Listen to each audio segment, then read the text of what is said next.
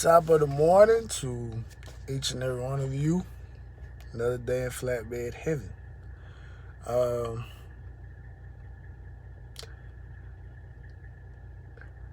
I'll be the first to say I am not mechanically inclined.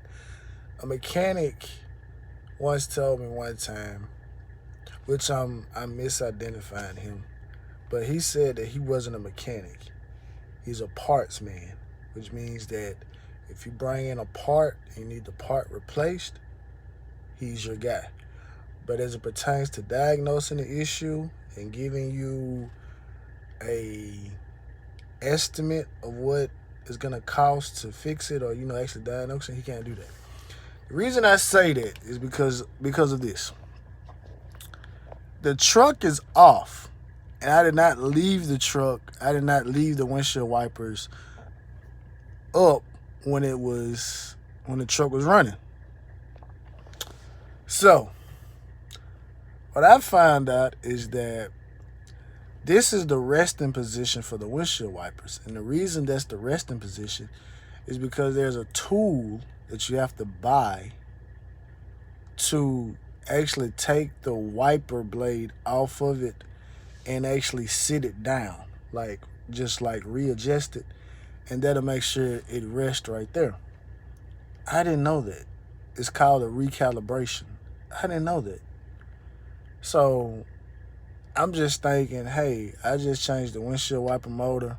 Boom, we good to go. No, we're not good to go. So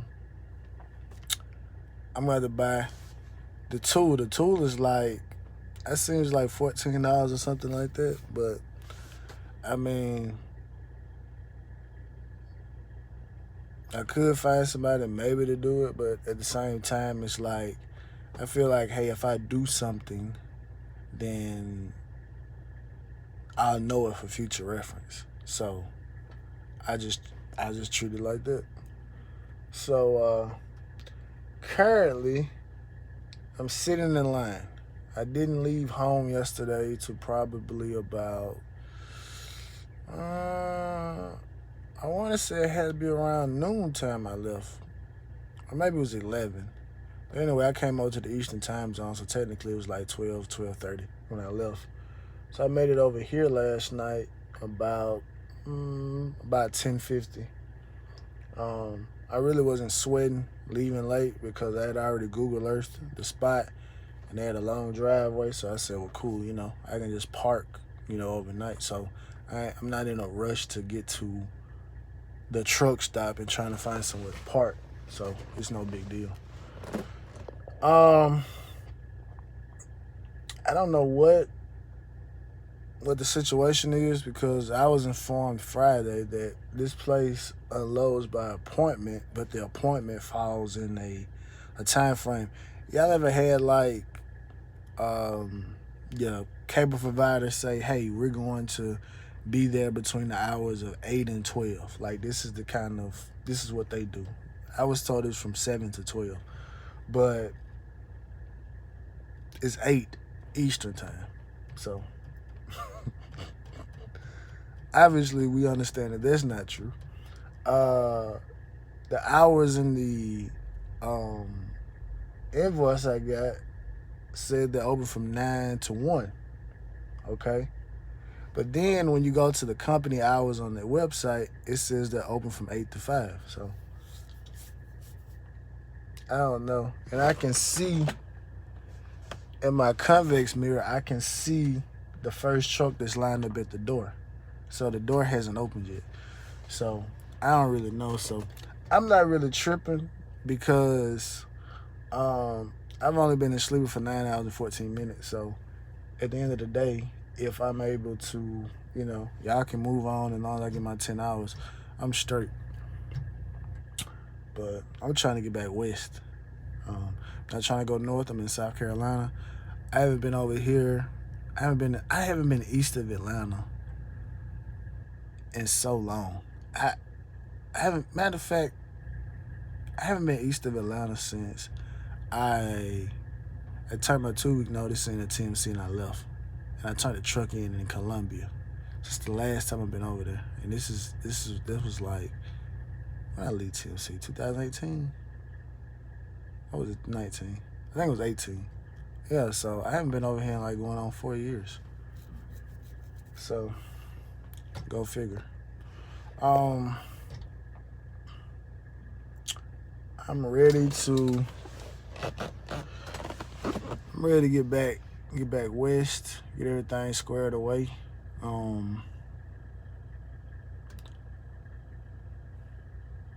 Yeah, I'm ready to get everything squared away so I can get back to the house. Luckily Friday, the last couple of times I went to this place, the line was just literally out the door. So I had anticipated not making it home Friday because I was like, the line's gonna be around the building.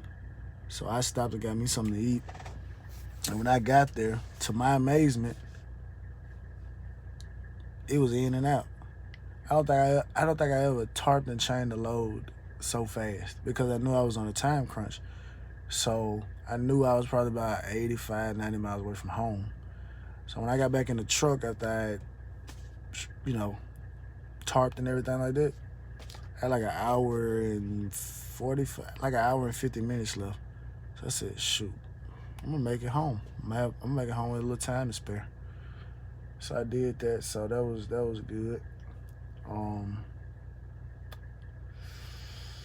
gonna send out me some emails today to see if I can get on the radio for my past project and my upcoming projects to talk about stuff like that. I'll be a little bit more proactive. I see this is the year. I'm not gonna say this is the year because I don't want to minimize it like that. I feel like this is the I don't even want to say a trend. I just want to say that this is a resurgence of the entrepreneur. I feel that. As it pertains to trucking, I've seen some real interesting individuals get into to trucking, not actually driving, but actually managing a truck. I don't know if any of y'all follow or know of Alex. I don't really know his last name, but like it's Alex Good Energy, and he runs a trucking portal. And so I saw that Shady McCoy, he had a video with Shady McCoy, LaShawn McCoy, running back for the Kansas City Chiefs right now. He used to play for the Buffalo Bills and the Philadelphia Eagles, if you've ever followed his career. And he was like, yeah, they had put him getting his truck on pause before they could, so they could focus on the Super Bowl. But after the Super Bowl, they're going to put, do all that good stuff. I've seen him work with a lot of individuals. And I think this is, it's a good thing. The reason I think it's good because I think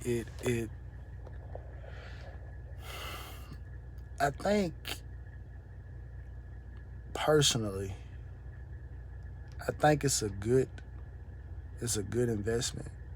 I think at this particular point, me personally, because I can't speak for anybody else, I think I have to make sure that I'm not being frivolous with my money because I see I seen somebody post a picture like in a Walmart parking lot. I think they had a Tesla truck sitting out there.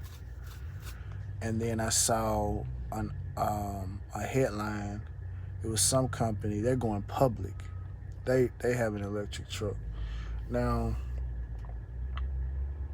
people say, it's a 10 to 15 year window. Some people say it may not happen in their lifetime. I don't really know. But I don't want to be, as they say, I don't want to be caught holding my bags at the door and I can't get in. So, yeah, you got to be invested in a whole bunch of other different things. I'm going to say this. and this may sound crazy, I'm invested in, I don't even want to say the detriment, but like I'm invested in like the future, even though the future may be taken away from my current position, because I'm invested in like a lot of artificial intelligence, like, you know, electric vehicles and stuff like that. Like, I'm invested in that type of stuff. So, but you know, it is what it is. So even I mean, if you look at it over a 10-year period, then you know you hope that you have enough invested in to the point that maybe they start paying like some dividends. And that's not the only thing I'm invested in. It's some other things. So I'm just trying to position myself and my portfolio to the point to where, and like I say, I don't want to say I'm transitioning out of trucking because I really like it, because I'm an only child, so I'm used to being by myself. So this is fun to me. So, but at the same token, I'm not gonna not act as if I'm not aware of, you know, what's going on. And it happens with a lot of things. And you know, we may think it's crazy now, but it was like when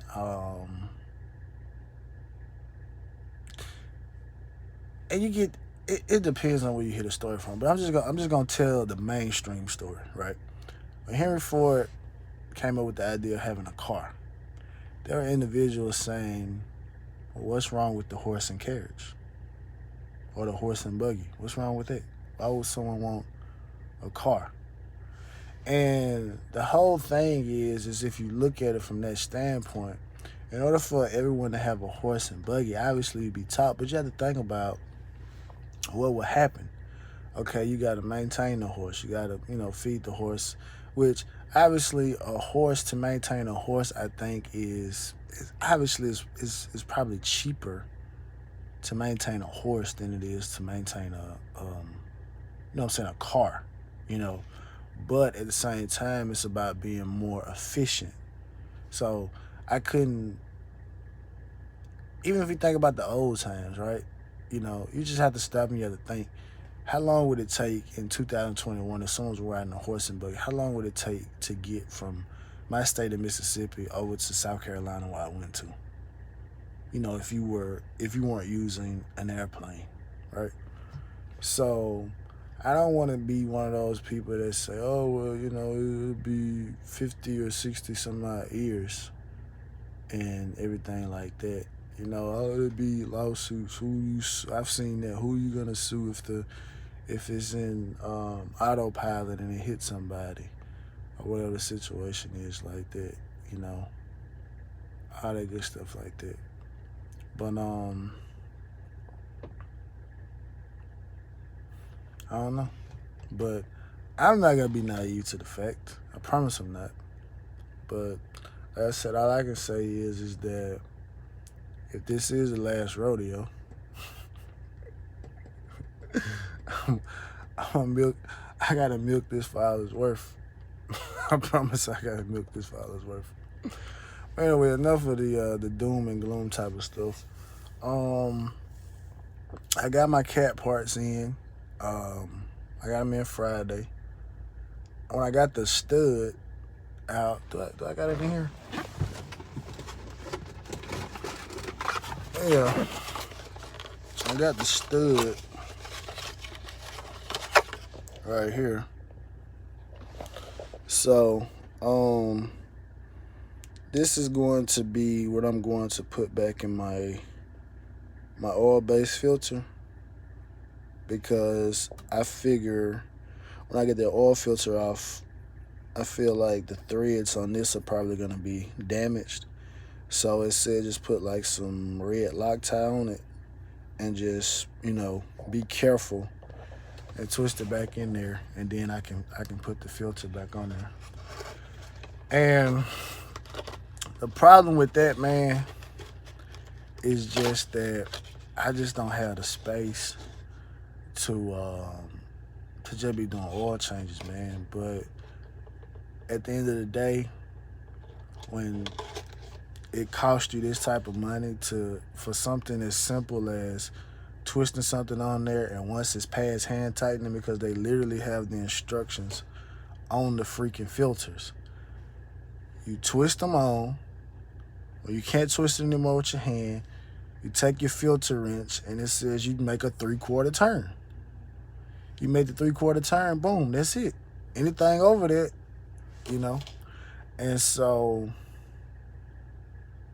obviously, you know, if you go back to them and say something, you know, it's one of those. It's easy to be deny it, because it's like, you didn't do it right. You know, you didn't address the issue right then and there. So I'm gonna have to figure out the way to do it. What I was thinking, which I don't have a truck. I was thinking maybe if I had a truck, I could get maybe like a barrel or something, and potentially like have the barrel and take it somewhere where you dispose of oil at and stuff like that. So I don't know, but that's something to do this weekend. We get that filter off, put this on. I see they got like an actual strap, like, what do you want to call it? Like a strap, or like a strap filter wrench, where like you just pull it and you can just move it with your hand. So I'm gonna use that to get the filter off, to get the filter loosened. And I'm gonna see about like another thing. So if I have to, I'm not gonna like hammer into the filter to try to get it so that, you know, it can fall off. I'm gonna try to stay away from the stud, and I'm gonna look at it, and if it's still in good shape, then, you know, I'll reuse it. But if not, I'm about to get it off. So I'm just looking. This is gonna be an all day. It's gonna be an all day type of thing. So, and I wanted to do it Saturday, but it was raining all day.